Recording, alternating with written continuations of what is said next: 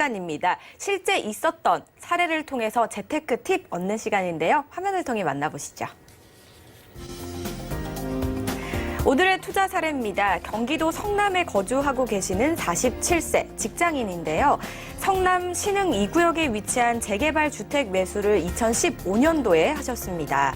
내 집 마련의 목적뿐만 아니라 시세 차익을 기대하셨다고 합니다. 투자 금액은 당시에 9천만 원이었고요. 25평 아파트 분양권의 현재 시세는 8억 원입니다. 네, 오늘 이 재개발에 기대감을 안고 투자를 하셨는데 분양권의 시세가 어마어마한 것 같아요. 그리고 성남입니다. 자, 이게 성공적인지 어떻게 볼 수 있을지 한번 분석해 볼게요. 네. 자, 이분 같은 경우는 아직 조금 내 집 마련하시는 분 나이치고는 조금 늦긴 했습니다만 제가 볼 때 이분 지금 성공하셨다라고 결론은 말씀을 드리겠습니다. 자, 지금 성남입니다. 서울이 아니고요. 성남 신흥 2구역이고요. 자, 이 2구역 같은 경우에는 초창기에 구역 지정되고서부터 시간이 상당히 좀 오래됐던 건데, 자, 이분 같은 경우에 2015년도에 들어가셨어요. 아주 타이밍도요. 너무 빨리 들어간 게 아니고 적정한 타이밍이 아주 잘 됐고요. 여기에 두 마리 토끼, 내 집 마련도 되면서 시세 차익. 자, 두 마리 토끼가 성공하신 분. 자, 결론은 들어가신 자금이 9천만 원대인데 현재 8억 원대 정도 되기 때문에 누가 보더라도 이건 성공한 케이스인데, 자, 이 부분에 대해서 조금 더 투자 포인트와 어떻게 이런 전략을 가져가는지를 한번 좀 설명을 더 해드려보면, 자, 이분이, 자, 이게 재개발은요, 기존 아파트로 들어가는 것이 아니라 이 노후주택, 특히 이 빌라, 연립빌라로 들어가기 때문에, 자, 20평대 2015년도 매수를 하셨고요. 신흥 2구역. 자, 이때는 이미 재개발 구역으로 지정된 거를 알고 들어가셨기 때문에 성공적일 수밖에 없다라는 거고요. 다세대 주택 3층에 있는 바로 주택인데, 자, 이게 제일 또 중요한 부분이 재개발은요, 바로 이 토지 지분, 대지 지분이라고 하는데, 자, 이게 지금 20평대 주택 면적인데 토지는 9평대 정도 됩니다. 자, 2018년도 11월 달에 사업 지정을 했습니다. 근데 지금 이걸 매수한 지는 2015년이기 때문에 이미 사업구역 지정된 날로부터도 벌써 7년 뒤에 들어갔다라는 얘기는 중간중간에 재개발이 워낙 오래되는 부분들이 많습니다. 이런 점들도 고려를 하셨다라는 거를 좀 일반적으로 볼 수가 있는데, 자, 보통 우리가 이제 그 도심, 노후주택들을 개량하는 게 딱 두 가지거든요. 지금 재개발하고 재건축이 있는데, 재건축은 아시겠지만 기존 노후된 아파트를 멸실하면서 새로운 아파트로 가는 것이기 때문에, 자, 이 두 개가 동일한 것 같지만 다릅니다. 재개발은요, 워낙 노후되어 있는 주택들, 특히 빌라, 연립, 다세대 주택들이 많은 동네다 보니까 기존의 이 부분은 바로 이 토지를 기준으로 본다라고 생각을 하시면 될 것 같고요. 주로 이제 재건축은 아파트 위주로 좀 가기 때문에, 자, 그런데 요게 이제 요번에 이제 법으로 조금 규제를 했던 케이스들이 뭐냐면, 재건축 같은 경우에는 일반적으로 우리가 초과이익 환수제라고 하는, 결론적으로 해당되는 부분 상당히 이 수익 창출하기가 어렵습니다. 자, 그런데 재개발이요, 초과이익 환수제 적용 없고요.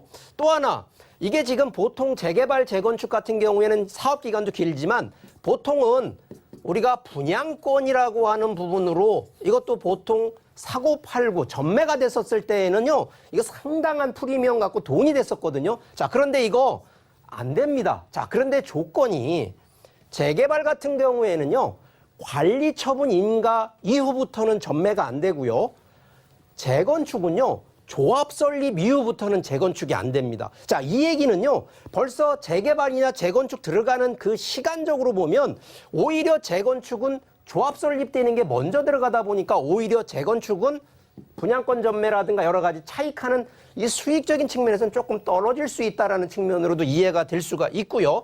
여기에 지금 용어 정리를 하다 보면 실제 재개발이나 재건축에도 이 추가 분담금에 대한 부분을 여러분들이 잘 이해하셔야 돼요. 무조건 이거 이해하지 않고 들어가시는 분들은 손해볼 수밖에 없고요. 또 하나는 바로 이 비례율. 결국은 수익 창출은 이 비례율에 따라가기 때문에 비례율이 높은 쪽으로 투자를 하시는 게 원칙이라는 얘기를 드리고요.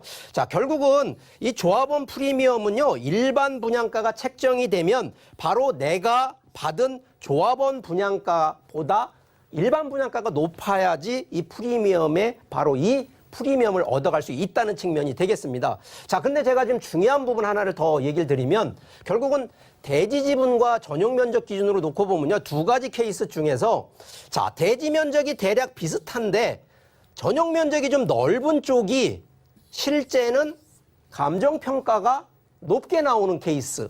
반대의 경우는요, 오히려 대지 면적이 높은데 더 넓은데 오히려 전용 면적에서 오히려 대지 면적이 더 적은 쪽이 또 감정평가가 높게 나오는 경우가 있습니다. 자, 이런 케이스들은요, 해당되는 건물 연도라든가 또 층에 따라서 적용이 되기 때문에 이런 부분들 잘 보셔야 되겠고요. 자, 여기서 이제 재개발 투자 팁을 아무데나 투자라는 것이 아니라 자, 이런 부분들은 좀 꼼꼼히 따져보셔야 됩니다. 간단하게 얘기를 드리면 자, 재개발 구역 내에 혹시 종교시설이 좀 많이 분포돼 있으면 조심하셔야 되고요. 두 번째는 혹시라도 구역 인근이나 구역 내에 문화재 같은 것이 있다? 이것도 조심하셔야 됩니다. 세 번째는 혹시라도 이 재개발 구역 경계 쪽에 상가라든가 상가 구성, 특히 상권이 만들어지는 이런 동네에는 이거 거의 재개발 구역 들어가기 어렵다는 거고요. 그리고 구역 안에서도요, 추진위원, 특히 보면 보통 구역이 1구역, 2구역, 3구역 해서 같은 구역으로 묶어서 해도 되는 판인데 이거를 나눠가지고요, 1구역, 2구역, 3구역으로 나눠져 있으면 이런 부분도 조심스럽게 검토하셔야 되고요.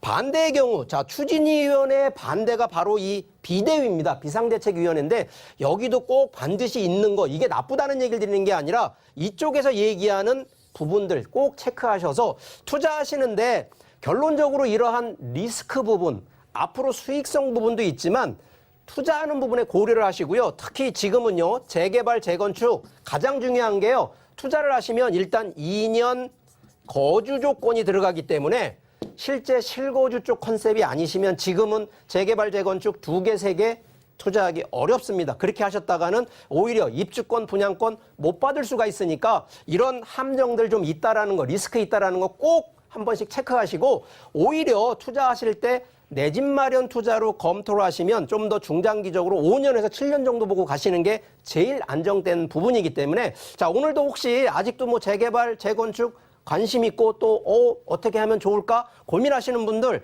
자, 저희 방송 보시면요, 궁금한 내용 전화 주세요. 저희가 한번 다 상담 한번 드릴 테니까 궁금하신 분들 전화 주시기 바라겠습니다.